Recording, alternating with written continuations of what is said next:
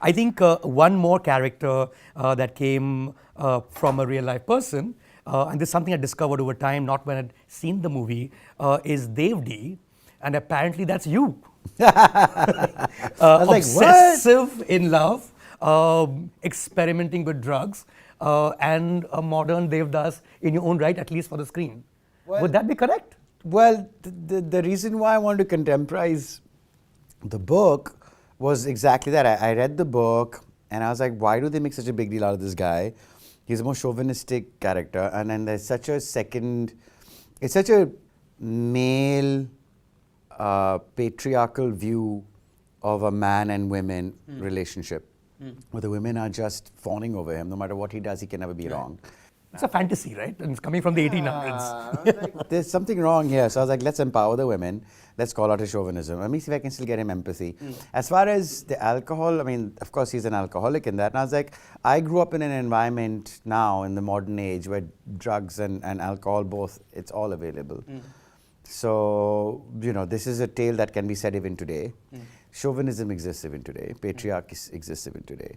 But what didn't exist back then was giving women a much stronger role. And my Chanda character was far stronger than what eventually got made into the movie, because she was an East European pole dancing escort who's fine the way she was. She was making great money and she's traveling the world. She takes pity on him, but she doesn't get as vulnerable as he does, because it was important for me for having both the women not playing to his bullshit. But obviously it worked for Anurag, where she was as vulnerable as he was, and she was a victim too. For me, he was the only victim. The women only grew stronger from Did you know someone like that? The escort? Did I know someone like that? I'm not going to tell you. I can still ask, right? You can ask. I know all sorts of people, let's just put it that way. Sure, I know. Including yourself? Yeah, I know a few escorts in my life. Chances. We've obviously touched upon Anurag Kashyap's film, that's Devdi, huge commercial success. We've touched upon Dibakar's film, and these are like early works of these two directors, right? I'm interested to know, like, what do you think of how they turned out to be storytellers thereafter, the trajectory in their careers? I honestly haven't seen anything of Anurag's after that. Oh, really? Yeah. Gangs of Wasseypur, maybe? No, I don't think I saw any of his work after that. Okay. And with Dibakar, I liked Love, Sex or Dhoka.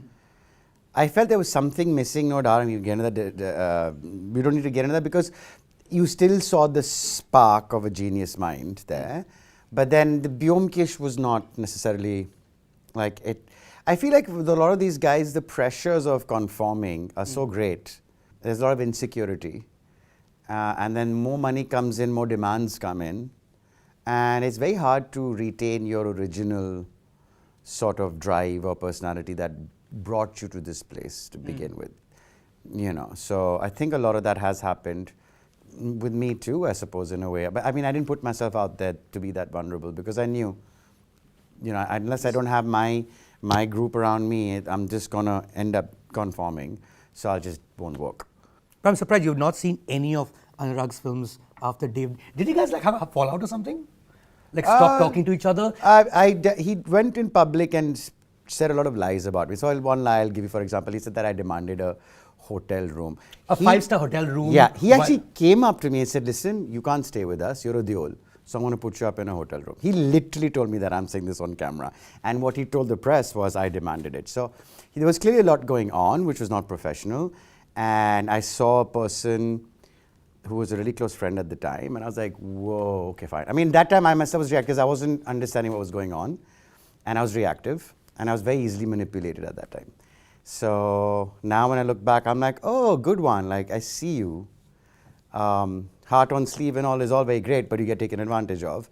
You're reactive. So he was a good lesson for me to learn. So then I just avoided, because I don't need toxic people in my life. You know, life's too short and there's so much more to explore.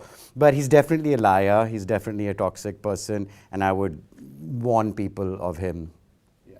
Would that be an exception from the early part of your career? I mean, you're also one of those directors, and I'm sure you hear this very often. Every profile of yours would say that, is someone who's worked with the most number of first-time directors. My first 5 were all debuts. Right. Right. So let's go with them. Like there's Imtiaz Ali, of course. That was the debut, yeah. Reema Kagdi. These two, like, had And- amazing careers thereafter as well. Yeah, Navdeep was also in the first five, yeah. Maroma. What did you think of their trajectory, like how their careers went in terms of storytellers? Let's start with Imtiaz. Why am I commenting on this? Is this what the show's about? No, it isn't. It isn't. I'll tell you why. I'll tell you why. Because these directors built their careers on the basis of their first film that was with you. And the fact is, Abhay, they did not work with you thereafter. Yeah, and Anurag used that to say this is why he directors. I know a lot of actors who don't want to work with him. So I was just like, yeah, I don't know if that what you mean you're coming from. Like, I'm not part. Like I said, there's a lot of pressures to conform. There's a lot of pressure when there's a lot more money behind you. I did get this feeling like, oh, you know, you're not big enough, which is ironic because when I work with them, neither were they. Right. So you have to kind of either believe in someone and believe in a vision, even if it goes against the norm, or you can say that I'll keep my vision, but I will take bigger powers because I'll get more money, I suppose. I was taking a lot of it on myself, and I know I made mistakes, but it's like, no, I think, you know, like the directors I meet today are far more secure in who they are, and they're more willing to put themselves out there and take a chance. Maybe that's it. I don't know. I can't answer for them. Like, I'm searching for answers to give you, and I hate making it about me when it's about somebody else. Subscribe to Midday India. Get direct notifications on all our videos by clicking on the bell icon.